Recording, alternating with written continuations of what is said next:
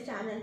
So I hope you have watched my previous videos. So this is the continuation of that previous one class, which is classical theory of employment. See, the theory of employment, classical theory, is divided into three parts. First one is with saving and investment, then without saving and investment, then the role of money.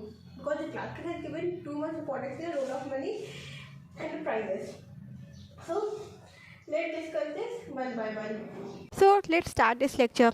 So we are going to determine the income and employment without the saving and investment. Then with saving investment in our next slide. So as you can see this equation, y is equal to f and kt, means what is y here? Y is the total output, means total production which is happening, and it is a function of, means the output is depend upon these three things. What is these three things? N, kt. N means the labor, k means the capital stock, and the t means the technology. You can see I have drawn the line on capital stock and T because K and T are the constant. They are not going to vary in the short run. Capital stock and technology will remain constant, and the only variable factor is labor. Means output में जितने भी changes आएंगे वो सिर्फ labor के increase होने से आएंगे, labor के employed होने से आएंगे. And the capital stock and technology will remain constant. So as a firm employs more labor, तो लेबर तो इंक्रीज होगा, एम्प्लॉयमेंट इंक्रीज हो रहा है, बट एंड आउटपुट भी इंक्रीज होगा, and real income of labour will going to increase, but the marginal productivity will decrease because diminishing returns आने मिलने लगेंगे हमें. क्योंकि क्या होता है फर्म में, पहले तो हमें इंक्रीजिंग रिटर्न्स मिलते हैं, लेकिन जैसे जैसे फर्म्स वेरिएबल फैक्टर्स को हायर करती रहती है फिक्स फैक्टर पे, तो हमें डिमिनिशिंग रिटर्न्स मिलने रहते हैं. रिटर्न से मीन्स यहाँ पे मतलब है आउटपुट, एंड क्योंकि कॉस्ट फिर जैसे जैसे वेरिएबल फैक्टर इंक्रीज होते हैं तो कॉस्ट ज़्यादा से ज़्यादा आने लगती है. मीन्स अब फर्म्स को या प्रोड्यूसर्स को ज़्यादा से ज़्यादा वेजेस पे करनी पड़ती है, जिससे उनकी कॉस्ट इनपुट कॉस्ट इंक्रीज होती है. तो फिर जो प्रोडक्टिविटी है, मार्जिनल प्रोडक्टिविटी, वो ऑलवेज भी हमेशा डिक्रीज होती रहती है. सो यहाँ पे ऑब्वियसली विदाउट सेविंग इन्वेस्टमेंट है, तो उसका तो कोई इन्वॉल्वमेंट ही नहीं है. So let's do this with saving and investment. So before moving to our second point, let's first understand this through a curve, then you will understand in more better way. So as you can see this curve, this is x-axis, this is y-axis, and on x-axis we have taken the employment of labor, and on y-axis we have taken the real wage rate. So the downward sloping line is the demand for labor, and the upward sloping line is the supply of labor. So from demand of labor point of view, अब जो producer है या firm है वो labour कहाँ तक higher करेगा जो उसके लिए प्रॉफिटेबल रहे. तो so as you can see this is the point wages W/P0 means wages and prices. At this point the demand of labour and supply of labour is equal, means because they are intersecting है. So वो यहाँ तक higher करेगा labours को जहाँ पे उसकी जो मार्जिनल प्रोडक्टिविटी है वो उसकी वेजेस के इक्वल रहे, जो कि इस पॉइंट पे हो रही है. Because here they both are demand for labour, supply of labour are intersecting. So always remember वो हमेशा लेबर्स को वहाँ तक सिर्फ हायर करेगा जो उसकी मार्जिनल प्रोडक्टिविटी जो उसे मिल रही है उसके वेजेस के इक्वल रहे. क्योंकि कम वो ऑब्वियसली नहीं करेगा, क्योंकि कम कर वेजेस वो कम प्रोवाइड करेगा मार्जिनल प्रोडक्टिविटी से, तो लेबर्स फिर उसे कंप्लेन करेंगे कि हम काम तो ज़्यादा कर रहे हैं तो हमें पैसे भी ज़्यादा मिलने चाहिए, तो वो बढ़वा लेंगे. लेकिन और जहाँ मार्जिनल प्रोडक्टिविटी से कम मिल रही है और वेजेस वो ज़्यादा प्रोवाइड करे, तो वहाँ तो उस सिचुएशन पे तो वो ऑब्वियसली नहीं जाने वाला है. क्योंकि ऑब्वियसली वो पैसे ज़्यादा क्यों देगा जब उसे प्रोडक्टिविटी उसे उतनी नहीं मिल रही है. तो वो हमेशा इक्वल वाली सिचुएशन पे रहता है, जो कि इस पॉइंट पे हो रही है W/P0 पे. क्योंकि इस पॉइंट पे demand for labour and supply of labour equal है, because here both are intersecting. So this is from demand for labour point of view. Now let's see this the supply of labor point of view. See, the supply of labor is depend upon two things. First one is income and second one is leisure. See, leisure point is that point when जो labour है जो अपने काम से हट कर जब वो कहीं घूमते फिरते हैं, आराम करते हैं, तो उस पॉइंट को हम लेजर पॉइंट बोलते हैं. तो सप्लाई ऑफ लेबर इन्हीं दो थिंग्स पे डिपेंड करेगा, इनकम और लेजर। अब कैसे करेगा, लेट्स सी दैट। अब क्या होता है कि अगर लेबर देख रहा है कि उसकी वेजेस उसके इंक्रीज़ हो रहे हैं, तो या तो, और दोनों इनकम एंड लेजर ये दोनों अपोजिट डायरेक्शन में ऑलवेज वर्क करते हैं। कैसे, अब अगर लेबर की वेजेस इंक्रीज़ हो रही है, उसे ज़्यादा से ज़्यादा वेजेस मिल रहे हैं, तो वो मोटिवेटेड होगा, इनकरेज होगा ज़्यादा काम करने के लिए, क्योंकि उसे फील होगा कि जो उसका एम्प्लॉयर है उसे ज़्यादा पैसे दे रहा है, तो उसे भी और अच्छे से काम करना चाहिए जिससे उसे और ज़्यादा वेजेस मिले।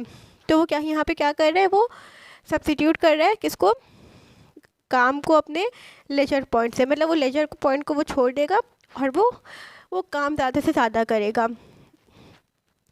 तो ये वाला पॉइंट हुआ, ये सब्स्टिट्यूशन इफेक्ट का पॉइंट हुआ, क्योंकि वहाँ पे जो लेबर है वो सब्स्टिट्यूट कर रहा है काम को अपने लेजर के लिए, लेजर को वो फ्यूचर के लिए रख रहा है और वो अभी प्रेजेंटली वो काम कर रहा है। या फिर ये तो सब्स्टिट्यूशन इफेक्ट हो गया। अब दूसरा है अफेक्ट इनकम इफेक्ट, मीन्स अगर उसे ज़्यादा वेजेस मिलेंगी तो वो पहले से ज़्यादा रिच फील करेगा। मीन्स अब वो क्या करेगा, वो अपनी फैमिली के साथ टाइम स्पेंड करेगा और घूमने के लिए जाएगा अपनी फैमिली के साथ। तो ये होता है इनकम इफेक्ट, जब वो इन्जॉय वाला टाइम वो अपना स्पेंड करता है। लेकिन क्लासिकल के according substitution effect always greater रहता है इनकम इफेक्ट से। तो क्लासिकल के अकॉर्डिंग जो लेबर है वो हमेशा सब्स्टिट्यूशन वाला इफेक्ट पॉइंट ऑप्ट करेगा, मीन्स वो काम करने का पॉइंट ऑलवेज चूज़ करेगा।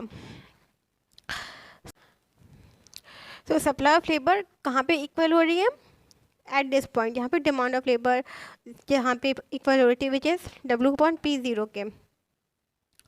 सो अगर अब सिचुएशन करते हैं हम लोग, अगर उसे वेजेस प्रोवाइड होने लगी WP1 पे, means wages upon price, WP is wages and prices, इस पॉइंट पे लेबर्स को वेजेस प्रोवाइड होने लगी, तो यहाँ पे ऐसी कई चीज़ जैसे labour supply is greater and demand is lack behind supply, means यहाँ पर सप्लाई तो ज़्यादा हो रही है, अवेलेबिलिटी तो बहुत ज़्यादा है लेबर्स की, बट इतना प्रोड्यूसर को ज़रूरत नहीं है, डिमांड नहीं है। तो वो क्या करेगा प्रोड्यूसर, वो अब एक्स्ट्रा लेबर्स को निकालना शुरू करेगा। The producer will start removing the extra labour from A to B which cause unemployment, and जैसे अनएम्प्लॉयमेंट कॉज होगा तो ऑब्वियसली अब उसे वेजेस अब उसे कम प्रोवाइड करनी पड़ेंगी, तो economy again from this point से ऑटोमेटिकली यहाँ पर आ जाएगी।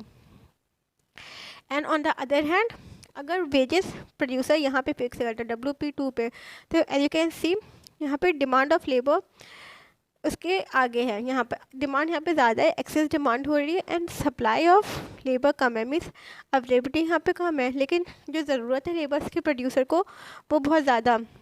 तो उसके लिए वो क्या करेगा, वो एम्प्लॉय लेबर्स को हायर करने लगेगा ज़्यादा से ज़्यादा, जिससे उसे ज़्यादा वेजेस प्रोवाइड करनी होंगी, और ज़्यादा वेजेस कहाँ प्रोवाइड हो रही है, WP0 पे, which is equal to demand and supply of labour. So and classical के अकॉर्डिंग ही by making quick adjustment in the wages and prices, the demand and supply becomes equal and a full employment situation is maintained. So I hope you are clear with this curve. So let's move to our next. We will do the determination of income and employment with saving and investment. Till now we are doing without saving and investment, and now we will do with. This S and I is represent from S from saving and I from investment, and Y in economics the income is written from Y, and so I always used to prefer write Y whenever income is used. So moving on. Now first of all, what is saving? Obviously saving is that part of our income which is not spent on consumption of buying goods and services. And according to the classical, full employment situation is maintained during savings also, and deficiency of demand is not also arises during saving. How? See, savings कौन करता है, क्योंकि savings is generally done by the entrepreneurs and the businessmen, because middle class के पास तो इतनी income बचती नहीं है कि वो सेव भी कर सके। तो savings is mostly done by entrepreneurs, और वो फर्दर उसको क्या कर देते हैं, उसको री इन्वेस्ट कर देते हैं to purchase the capital goods. And so partly capital goods की डिमांड अराइज हो जाती है एंड ऑब्वियसली कंज्यूमर गुड्स की तो होनी ही होनी है डिमांड अराइज, तो पार्टली कंज्यूमर गुड्स की डिमांड अराइज हो जाती है। तो जिससे दोनों गुड्स की डिमांड अराइज हो जाती है, जिसकी वजह से सेविंग आ जाती है इक्वल किसके, इन्वेस्टमेंट के। तो डिमांड की यहाँ पे कमी हो ही नहीं सकती क्लासिकल के according. So that's why classical always believe in saving always equal to investment. Saving who and who will do the saving, done by entrepreneurs. They further reinvested where in banks to purchase capital goods and partly income is spent on consumer goods. So demand तो यहाँ पे deficiency हो ही नहीं सकती क्योंकि दोनों की demand arise हो जाएगी, तो जिसकी वजह से सेविंग इसके इक्वल आ जाएगी इन्वेस्टमेंट के। That's it. So the last one is determination of income and employment from the point of view of money and prices and inflation. See what happened in this.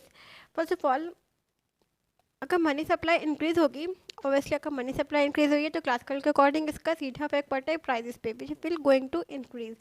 And price increase होंगे तो obviously labours के wages पे increase होंगी, but nominal wages increase होंगी, real wages will be going to constant. अब what is the difference between the nominal wages and the real wages? See the actual wages you are getting it is called nominal wages, means जो भी पैसा आपको मिल रहा है अभी currently labours को मिल रहा है या तो उसको नॉमिनल वेजेस बोलते हैं। But wages which you get after adjustment of inflation, means inflation होने के बाद आपको जो जितना भी पैसा कट के मिलता है उसको हम रियल वेजेस बोलते हैं, जो कि ऑलवेज भी कांस्टेंट रहता है। सो ऑब्वियसली जब रियल वेजेस कांस्टेंट है तो सेविंग एंड इन्वेस्टमेंट में भी कोई चेंज नहीं आएगा, और जब सेविंग इन्वेस्टमेंट में ही कोई चेंज नहीं है तो इक्विलिब्रियम ऑलवेज भी रिस्टोर रहेगा, और जिसकी वजह से कोई प्रॉब्लम नहीं होगी डेफिशिएंसी ऑफ डिमांड में। This is it. So this is all about today's video. I hope you understood it, and if you have any doubts you can ask me in the comment section. So if you find my video useful, please like, share and subscribe to this channel. Thank you for watching this. We will meet you soon in our next lecture.